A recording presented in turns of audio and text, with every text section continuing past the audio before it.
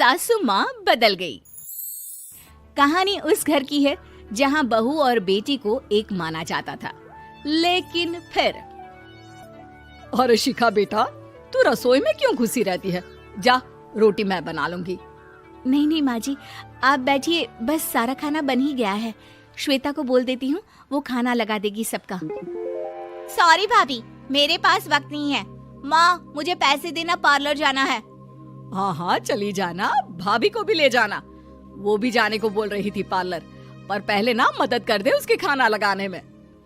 देख माँ, वो बहू है, उसे बहू रहने देना, इतना सर पर मत चढ़ा भाभी को।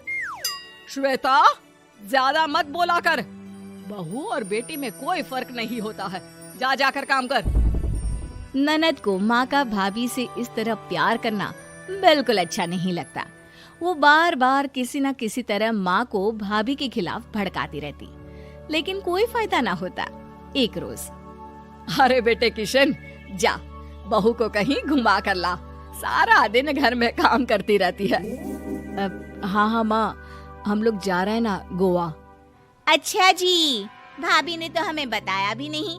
वैसे तो सारी पंचायत करती है, ये गोवा वाली बात क्यों छुपा गई हमसे? अरे क्योंकि उसे खुद नहीं पता था बहन। मुझे टिकट सस्ती मिल रही थी तो मैंने बुक कर दिया। हाँ शिखा, पैकिंग कर ले, संडे हम जा रहे हैं गोवा। दोपहर में शिखा पैकिंग कर रही थी कि सास आ जाती है।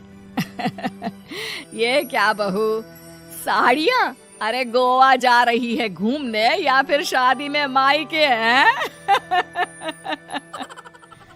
माँ जी, ऐसा कुछ है ही नहीं, समझ में नहीं आ रहा क्या रखूं कपड़े में। अरे तेरी और श्वेता की साइज तो एक ही है, उसके कुछ मॉडर्न कपड़े ले ले, आकर लौटा देना। हाँ माँ जी, ये ठीक रहेगा। शिखा श्वेता के पास जाती है और उससे कपड़े मांगती है। ना जी ना, मैं अपने कपड़े ना दूं, वैसे भी फैल जाएंगे मेरे कपड़े, बहुत महंगे वाले हैं। शिखा मुंह लटकाकर कमरे में आ जाती है तो सास कहती है, चल तैयार हो जा, तुझे मैं शॉपिंग करा कर लाती हूँ गोवा की। बस फिर क्या था, सास बहू निकल जाते हैं मार्केट और एक से बढ़कर एक ड्रेस खरीद कर घर आते हैं। पहले बता देती कि नए कपड़े दिलाने वाली है भाभी को, तो मैं अपने ही दे देती ना भाभी को, मुझे दिला देती नए कपड़े। देख श्वेता, परिवार का मतलब सबके साथ रहना होता है, ना कि सिर्फ अपना सोचना। वैसे भी तुझे अच्छे संस्कार सीखने चाहिए। और रही बात कपड़ों की, तो शिखा, आज से घर पर भी तू मॉडर्न कपड़े ही पहनेगी। कोई जरूरत नहीं है ये साड़ी वाड़ी लपेटने की। अब क्या था, घर पर श्वेता और शिखा एक जैसे रहते। एक बार पड़ोसन आती है। अरे बेटा, अपनी माँ को तो बुलाना जरा, बात करनी है। शिखा सास को बताती है और रसोई में चली जाती है। ये आपकी बेटी बहुत बड़ी हो गई है, इसके लिए एक रिश्ता है, कहो तो बता दूं। ये बेटी नहीं बहू है, घर में सब एक जैसा ही रहता है। वैसे मेरी बेटी भी बड़ी हो गई है, कोई रिश्ता हो तो जरूर बताना। पड़ोसन रिश्ता लेकर उन लोगों के घर आती है। तब श्वेता की होने वाली सास कहती है, तो ये घर है, कितने मंजिल का है? और ये बहू ने आपकी क्या पहन रखा है, जीन्स टॉप? अरे भाई, साड़ी वाड़ी नहीं है क्या इसके पास? देखिए, सर्दी है तो साड़ी में बहू कैसे मैनेज करती, वैसे पहनती है साड़ी भी। देखिए, हम लोग ठहरे पैसे वाले लोग, कोई कमी नहीं है हम लोगों के पास पैसों की, बहुत पैसे हैं, जमीन, नौकर चाकर, कार, सब कुछ है, लेकिन घर में संस्कारी बहू चाहिए। समझ रही हैं ना आप? सास कुछ कहती कि श्वेता बोल पड़ती है, हाय रे, नौकर चाकर से लेकर जमीन, कार, पैसा, हाँ हाँ मुझे रिश्ता मंजूर है मुझे। अरे रुक जा श्वेता, मैं बात कर रही हूँ ना। देखिए, हम लोगों के घर इतनी आजादी नहीं मिलेगी। अरे हाँ कर देना माँ, हाँ कर दे जल्दी से। सास क्या करती, बेटी की शादी ऐसे घर में कर देती है जहाँ ना उनके विचार मिलते हैं और ना ही आचार। शादी के बाद एक रोज फोन पर, श्वेता बेटा, एक बार घर आ जा, बहुत दिल करता है तुझे देखने का। माँ, वो घर पर बहुत काम होता है, कैसे आऊँ? बड़ा घर है, लेकिन आने जाने वालों की लाइन ही लगी रहती है। बेटा मैं तो जानती थी उस घर का हाल, लेकिन तू ही नहीं मान रही थी। माँ देख, हर घर का यही हाल है। तेरी बेटी को यहाँ घूंघट हटाने की परमिशन नहीं है और एक तरफ भाभी स्कर्ट पहनकर घूम रही है। बेटा मुझे क्या पता था कि मेरी बेटी को ससुराल के नाम पर पिंजरा मिल जाएगा। अच्छा माँ, फोन रखती हूँ, सास को गर्मा गर्म रोटी खिलानी है। तुम लोगों की तरह नहीं कि एक रोटी बनाओ, एक सब्जी बनाओ, फिर सारा दिन फ्री होकर घूमो। सास फोन तो रख देती है, लेकिन सोच में पड़ जाती है कि एक तरफ बेटी जिसे कोई आजादी नहीं, वहीं दूसरी तरफ बहू जिसे देखकर लगता ही नहीं कि उसकी शादी भी हुई है। अगले रोज। शिखा, अरे ओ शिखा। हाँ माँ, क्या हुआ? कुछ चाहिए आपको? मैं जिम जा रही थी। जिम के कपड़ों में बहू को देखकर सास को घूंघट में अपनी बेटी का ख्याल आता है।